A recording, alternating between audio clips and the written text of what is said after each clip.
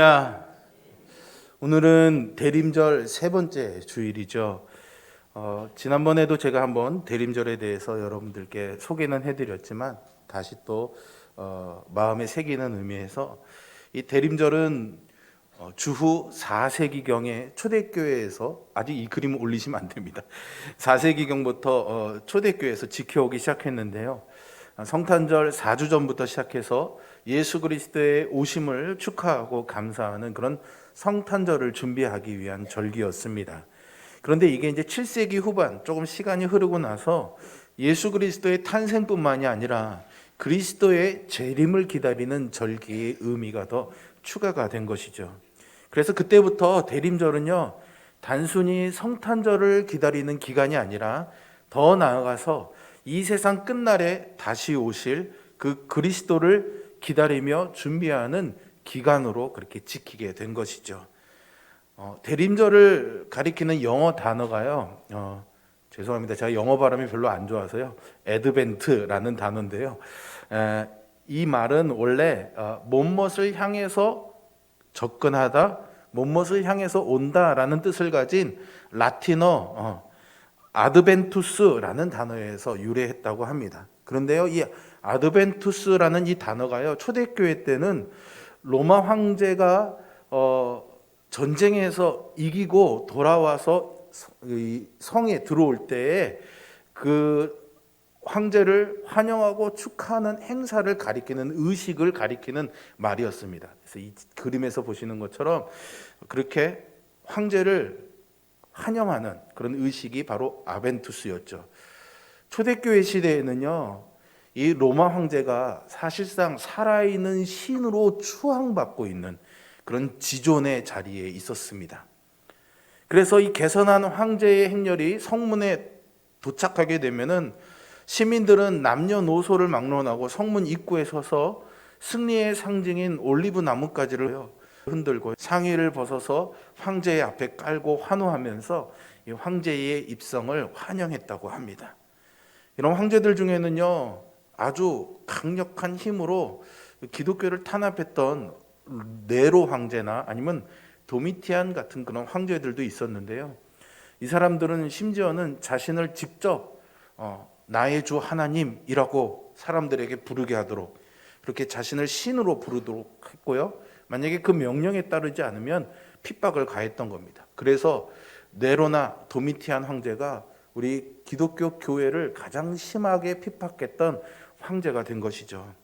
그런데요, 초대교회 교인들은 그 권위와 그 핍박에 굴복하지 않았습니다.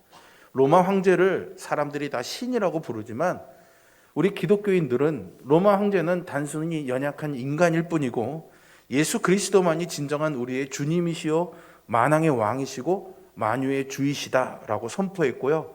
그런 모진 핍박 속에서도 오직 그 왕이신 주님이 오실 날만을 기다리고 있었던 거죠. 그래서 초대교회 성도들은요, 황제의 입성, 황제가 오는 것을 상징하는 이 아벤투스라는 단어를요, 우리는 예수 그리스도에게 적용할 거다라고 마음을 먹고 이제는 이 아벤투스라는 단어를 그리스도의 오심이라는 의미로 바꾸어서 성탄을 기다리는 용어로 사용했던 겁니다. 그리고 그것이 지금의 대림절이라는 용어가 된 것이죠. 그러니까 이 애드벤트라는 영어의 대림절의 의미는 하나님께서 우리를 구원하시기 위해서 예수 그리스도로 이 세상에 오신다는 것을 의미하고 있는 겁니다. 그리고 우리는요, 그 오실 주님을 기다리는 사람들이죠. 앙망하며 기다리는 사람들입니다. 이사야서 40장 31절에서는요, 오직 여호와를 앙망하는 자는 새 힘을 얻으리니 독수리가 날개치며 올라감 같을 것이요 다름박질하여도 곤비하지 아니하겠고 걸어가도 피곤하지 아니하리로다 라고 말씀하고 있습니다. 하나님은 간절하게 기다리는 자에게 은혜를 베풀어 주시는 줄로 믿습니다. 하나님을 간절히 사모하는 자에게 하나님은 새 힘을 주시는 줄로 믿습니다. 독수리가 힘차게 날개치며 올라가는 것 같은 그런 힘도 주시고요, 다름박질하여도 곤비치 아니하게 하시고요, 걸어가도 피곤치 않게 하시는 하나님이 여러분과 동행해 주시기를 주님의 이름으로 축원드립니다. 이 초대교인들이 주님의 오심을 기다리며 대림절을 지키는 기간에는 몇 가지 실천사항들이 있었습니다. 실천해야 될 덕목들이 있었는데요. 거기에는 경건한 삶, 절제하는 삶, 나눔의 삶도 있었고요. 또 하나가 기쁨이었습니다. 오늘은요, 이 기쁨에 대해서 여러분들과 좀 이야기해 보려고 합니다. 지금 대림절 기간에 말씀으로 주님께 가까이 가고 있는 나의 삶이 기쁨으로 채워지고 있다면은 대림절 기간을 잘 보내고 있다는 증거가 될 수 있겠죠. 모쪼록 하늘로부터 임하는 기쁨이 대림절 세 번째 주간을 맞이하는 우리 모두의 얼굴 밑에서 해처럼 빛날 수 있게 되기를 간절히 사모합니다. 그런데 한편으로는 제 마음에요, 여러분들에게 기뻐하십시오라고 하는 이 설교를, 이 퍽퍽한 삶을 살아야 하는 여러분들의 삶에 오히려 짐이 되는 것은 아닐까 또 염려가 되기도 합니다. 그런데 이런 저의 마음에는 아무런 안중도 없다는 듯이 오늘 본문에서 사도 바울은요, 곧장 기뻐하라 소리를 높이고 있죠. 그런데 바울의 기준은요, 어쩌다 한번 기뻐하는 것이 아닙니다. 오직 그리고 항상 기뻐해야 된다라고 그렇게 전해주고 있습니다. 이런 삶이 정말 가능할까 의심이 가는 우리이지만요, 바울은 그저 이런 삶을 위한 세 가지 실천적인 방안도 제시하는데요. 6절에 있죠. 아무것도 염려하지 말고 다만 모든 일에 기도와 간구로 너희 구할 것을 감사함으로 하나님께 아뢰라 말합니다. 여러분, 이 빌립보서는요, 바울이요, 감옥에 있을 때 쓴 편지입니다. 감옥에 갇혀 있는 바울이 하고 있는 말이니까 너야 편하게 사는데 그런 말 할 수 있겠지라는 딴지를 놓기가 어렵죠. 어쩌면 속으로 우리는 도대체 기뻐할 일도 없는데 어떻게 기뻐하라고 라고 생각할 수도 있습니다. 그만큼 우리 시대에는요, 기뻐할 만한 일이 참 드문 것 같습니다. 그래서 기뻐한다는 것은 참으로 어렵고 낯선 일이 되어버렸죠. 그런데도 바울은요, 한결같이 기뻐하라고 말합니다. 우리의 사정은 도무지 봐주지 않는 것 같으니 조금 입이 삐쭉 나올 것 같기도 합니다. 하지만 바울이라고 해서요, 늘 기쁜 일만 있었던 것은 아니죠. 지금 조금 전에도 말씀드렸지만 빌립보서를 쓰고 있을 때 이 바울은요, 복음을 전하는 일 때문에 옥에 갇혀 있었습니다. 바울이요, 복음을 전하고 주님을 만난 이후로부터 사실 그의 삶은 그 이전보다 더 공고해지고 고통스러웠으면 고통스러웠지 더 나아졌다라고 말할 수는 없지요. 그렇다고 해서요, 사도니까 속으로는 괴롭고 힘든데 사람들 앞에서는 그렇지 않은 척 기뻐하라고 이빨은 거짓말을 했을 리도 없습니다. 여하튼 그가 힘주어서 기뻐하라 말할 수밖에 없었던 것은요, 그가 이 편지를 전하고 있는 빌립보 교회 교인들의 상황이 기뻐할 수 없는 상황에 놓여 있었기 때문이거든요. 당시에는요, 빌립보 교회의 귀한 일꾼이었던 유오디아라는 사람과 순두계라는 두 사람이요, 갈등을 겪고 있었습니다. 그래서 그것 때문에 교회가 매우 힘든 상황에 처해 있었죠. 지금도 교회의 지도자들끼리 성도들 간의 갈등이 일어나면 교회 안에 큰 어려움이 되는 경우가 많지요.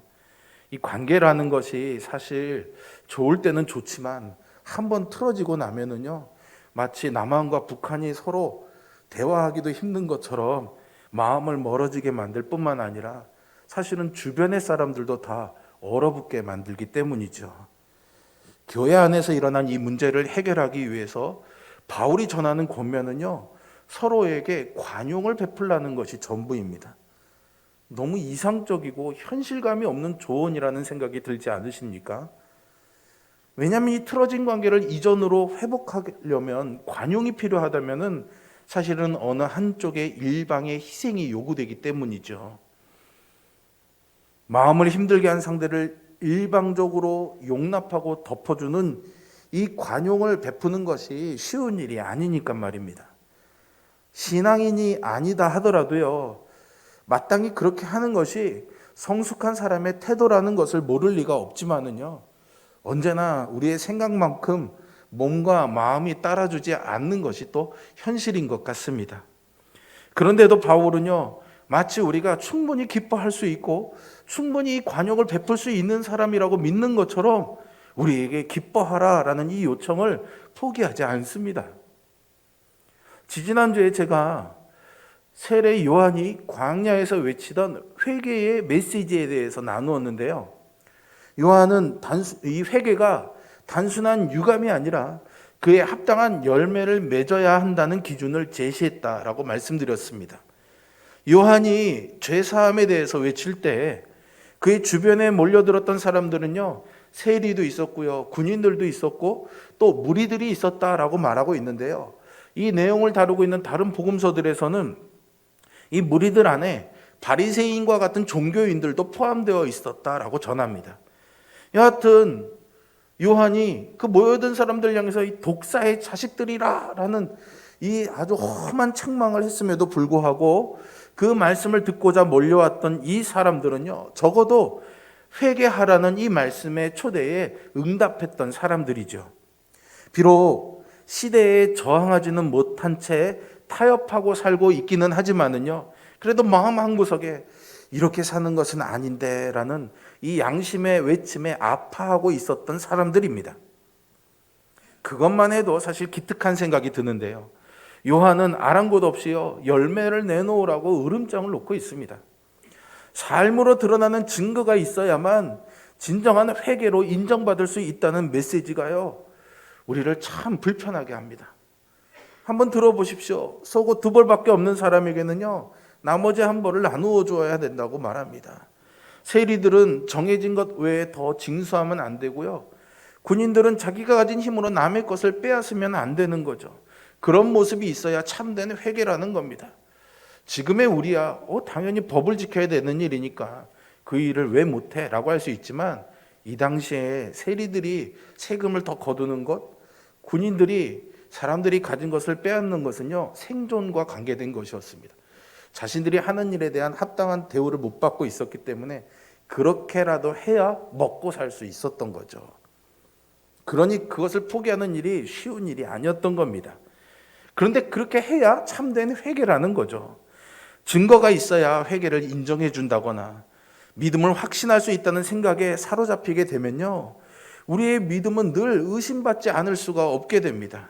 그때부터 우리는 믿음이 아니라 어찌됐든 이 믿음을 입증할 수 있는 어떤 증거들에만 마음을 빼앗길 수밖에 없게 되죠. 행함이 없으면 구원받지 못한다는 강박에서 벗어날 수 없고 사로잡히게 되니까 피곤과 불안함이 기쁨으로 채워져야 될 신앙을요, 병들게 하는 겁니다. 그러나 비록 그 과정이 힘들고 어렵다 할지라도요, 열매를 누리며 살라는 것이 바로 이 요한의 메시지의 핵심이었습니다. 여러분, 회개에 합당한 삶을 살라는 것은 천국 백성 됐으니까 거기에 합당하게 그런 의무감을 가지고 살아 이렇게 주어지는 멍해가 아니라요, 천국 백성이 되었으니 얼마나 기쁘고 좋으니 그 기쁨으로 이런 삶을 살 수 있어 라는 그런 메시지입니다. 그러니까 회개를 통해서 어떤 일을 하려거나 결실을 얻어내려 하는 것보다는요, 우리로 하여금 천국 백성 되게 해주신 그 주님의 잇대어 살아가게 되면은 그 기쁨의 삶이, 회개의 삶이 자연스레 우리의 삶에서 이루어지게 됩니다. 그것이 회개이고, 그렇게 살아가는 것 자체가 회개에 합당한 열매인 것이죠. 성경은요, 행함으로 구원을 받으라거나 행함으로 거룩함을 이루라고 말하지 않습니다.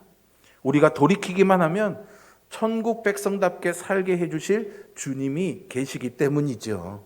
주님이 하시는 일입니다. 만일 우리가 주님이 아닌 나 스스로의 행함이나 능력을 통해서 죄 사함을 받으려 한다거나 하나님의 자녀가 되려고 한다면, 하나님은 분명히 돌들을 택해서라도 자신의 백성을 삼을 수 있다는 것을 보여주셔서 우리를 부끄럽게 하실 것입니다. 여러분, 잊지 마십시오. 가지가 열매 맺는 것이 아니라는 사실을 말입니다. 나무에 이어져만 있으면 나무에게서 공급받는 영양분으로 자랄 수 있는 것이고 열매 맺을 수 있는 겁니다. 즉, 가지가 아니라 나무가 자라게 하고 열매 맺게 하는 것이죠. 우리는 이것을 잘 기억해야지 됩니다. 그러나 우리는 주님 앞에 설 때마다 늘 부끄럽습니다. 자격 없는 자 같아서 고개를 들 수가 없죠. 그런 우리를 하나님이 어떻게 봐주실까요? 선지자 스바냐의 고백이 힌트를 줍니다. 선지자 스바냐는요, 히스기야 왕의 고손자입니다. 그러니까 왕족이지요. 그런데도 그는 선지자로 활동했습니다. 그가 선지자로 활동하던 당시에 그 나라는 하나님께 불순종하고 있었습니다. 당장 하나님의 심판이 임한다고 해도 이상할 것이 없는 그런 상황에 스바냐 선지자는 하나님의 말씀을 전해야 했던 것이죠. 여러분, 망할 것이 뻔한 땅을 향해서 울려야 될 메시지라면은 마땅히 허물과 죄에 대한 고발과 함께 그에 대한 불같은 하나님의 심판이어야 하겠지요. 그런데 그가 전하는 메시지는 우리의 예상과는 어긋납니다. 지금 그들이 처해 있는 처지와 상황은 아수르와 바벨론이라는 이 열강 사이에서 누가 패권을 잡든지 간에 그들은 망할 수밖에 없는 그런 상황이었습니다. 하나님의 심판 앞에 있는 것이 너무나 분명해 보였죠. 그런데 이상하게도 이 스바냐 선지자는 하나님께서 이 백성을 새롭게 해주실 것이다 라는 말씀을 외치고 있었습니다. 그들이 아무리 기도하고 예배한다고 해도 현실은 여전히 칼날처럼 두렵고 아픈 상황뿐이었는데도 말이죠. 그럼에도 그가 기뻐하라고 외칠 수 있는 근거는 우리가 잘 아는 말씀, 스바냐 3장 17절의 말씀 때문입니다. 여러분, 이 말씀을 같이 한번 우리 읽어보겠습니다. 함께 있습니다. 너의 하나님 여호와가 너의 가운데 계시니 그는 구원을 베푸실 전능자이시라. 그가 너로 말미암아 기쁨을 이기지 못하시며 너를 잠잠히 사랑하시며 너로 말미암아 즐거이 부르며 기뻐하시리라 하리라. 아멘. 여러분, 이 말씀이 참 좋지 않습니까? 당장 이 말 하나님의 심판 때문에 두려워하고 있는데 여호와가 너의 가운데 계신다라는 이 말씀이 얼마나 위로가 되겠습니까? 그것만으로도 충분한데 더 놀라운 말씀이 이어지게 되죠. 망해도 마땅한 우리를 하나님께서는 자신의 기쁨의 이유로 삼으신다는 것입니다. 주님의 기쁨이 된다라는 이 표현은요, 늘 우리가 나 주님의 기쁨 되기 원하네 라고 찬양하는 것처럼 늘 우리 쪽에서 드리는 그런 신앙의 고백일 뿐이었죠. 게다가요, 이 말씀이요, 이스라엘의 불신앙이 아주 극에 달한, 당장 망해도 할 말이 없던 때였다는 점에서 우리는요, 하나님이 우리를 기쁨으로 여겨주시는 그 하나님의 사랑이요, 우리가 무엇을 잘하거나 어떤 열매를 맺었는지에 따라 결정되는 조건으로 삼지 않으신다는 것을 알려주고 있습니다. 이 믿음이 있어야 자격 없는 나, 헐벗고 굶주리고 상처받고 뭐 하나 제대로 한 것 없는 것 같은 우리 인생이 주님 앞에 나아갈 이유를 찾을 수 있는 것이죠. 그런 것 같습니다. 우리는 언제나 우리보다 먼저 손 내밀어 주시는 그 하나님의 사랑 때문에 우리는 주님을 찬양할 수 있고 주님을 기뻐할 수가 있는 것이죠. 베푸시는 은혜와 사랑을 경험한 사람만이 하나님을 찬양할 수 있는 것입니다. 사랑받은 사람이 사랑할 수 있는 것처럼 말이죠. 이제야 처음에 말씀드렸던 부담스럽게 여겨지던 바울의 기뻐하라라는 이 말이 귀에 들려오기 시작할 것 같습니다. 다른 이들을 향해서 관용을 베풀라는 말도 이제는 불가능한 말이 아닌 것 같죠. 여러분 한번 생각해 보세요. 천국이 가까워지고 정말로 그 사실이 느껴진다면 우리의 삶이 어떻게 변화될 수 있을까요? 당장 내일이 되면은 내가 어찌 될 수 없는 너무나 고통스러운 일이 기다리고 있는데 주님이 걱정하지 마. 내일 내가 너를 천국으로 데려가라. 이 땅에 올 거야 라고 약속해 주신다면 그게 더 이상 우리의 고통거리가 될 수 있을까요? 근심거리가 될 수 있을까요? 하나님이 나를 받아주신다는 기쁨이 내 영혼을 가득히 채우게 된다면 어떻게 되겠습니까? 요한의 책망이 천국으로 부르시는 그 하나님의 초대로 들렸다면 그곳에 있던 사람들에게 이보다 더한 기쁨이 어디 있었을까요? 우리 마음 안에요, 이 하나님으로 인한 기쁨이 채워지게 되면 불안하고 두렵게 만들던 어둠이 사라지게 됩니다. 예전에는 날카로운 갈등으로 이어지던 문제들도 이제는 웃으며 넘어갈 수 있게 되는 거죠. 관용을 베푼다든가 기쁨을 잃지 않고 회개의 열매를 맺으며 사는 것이 어떻게 가능해질 수 있는지가 분명해지는 겁니다. 하나님께서 나를 향해 부르시는 이 사랑의 노래와 말씀 안에서 우리 자신이 무엇이 없어서 무엇을 못해서 불행한 존재가 아니라는 위로를 받는 저와 여러분 되기를 바랍니다.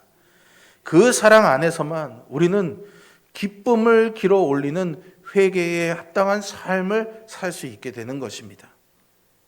대림의 메시지는요, 오늘 우리에게 그 날이 오고 있음을 기억하라고 외치는 것입니다. 우리를 기쁨으로 여겨주셔서 우리를 그 환난과 고통과 인생의 그 질고 속에서 구원해 주실 날을 가지고 주님이 오신다라는 거죠. 그러니 이제 우리의 물음은요, 왜 나는 행복한 삶을 살지 못하는가? 나의 일상은 왜 기쁨이 없는가? 라는 질문이 아니라 나는 어떤 사람인가? 이런 물음으로 바뀌어야 되는 것이죠. 그 물음을 가지고 후회 주시고 꾸짖지 아니하시는 우리 마음의 주인인 하나님께로 나아가는 저와 여러분 될 수 있기를 바랍니다. 그곳에서 우리 자신이 그냥 나라는 그 존재 자체로 하나님께 용납받고 있을 뿐만이 아니라 하나님이 기쁨으로 삼아주신다는 그 주님의 말씀을 듣는 은혜가 있기를 바랍니다. 주님께서요, 그것을 우리에게 알려주시기 위해서 이 땅에 먼저 오신 겁니다. 그리고 십자가에 달려 죽을 때까지 인내하심으로 그 사랑을 몸소 우리에게 보여주신 것입니다. 확인해 주신 것이죠. 하나님은요, 망해도 마땅한 이스라엘을요, 기쁨으로 여겨주셨습니다. 때로는 어려움이 찾아오고 어떤 일 앞에 무능한 우리를 발견하게 되면은요, 세상뿐만이 아니라 우리 자신도 스스로 포기해버리고 불행하다 체념하기도 하죠. 그러나 여전히 우리는요, 주님께만큼은 세상의 복이며 포기할 수 없는 그분의 기쁨이라는 사실을 기억하시기를 바랍니다. 제가 원래 이런 거 설교 시간에 잘 안 하는데요, 오늘은 꼭 하고 싶습니다. 여러분 옆에 있는 분들에게 당신은 주님의 기쁨입니다 한마디만 해주세요. 시작. 당신은 주님의 기쁨입니다. 너무 하고 싶었습니다, 이 말씀을 준비하면서. 그렇습니다, 여러분. 우리는 주님의 기쁨입니다. 그래서요, 우리 눈에 보기에는, 우리가 몸으로 체험하기에는 어려운 일이고 막막해 보여도 괜찮을 수 있는 겁니다. 주님이 여러분을 기쁨으로 삼아주시니까는요. 그래서 바울의 권면은요, 이렇게 마지막으로 매듭을 짓고 있습니다.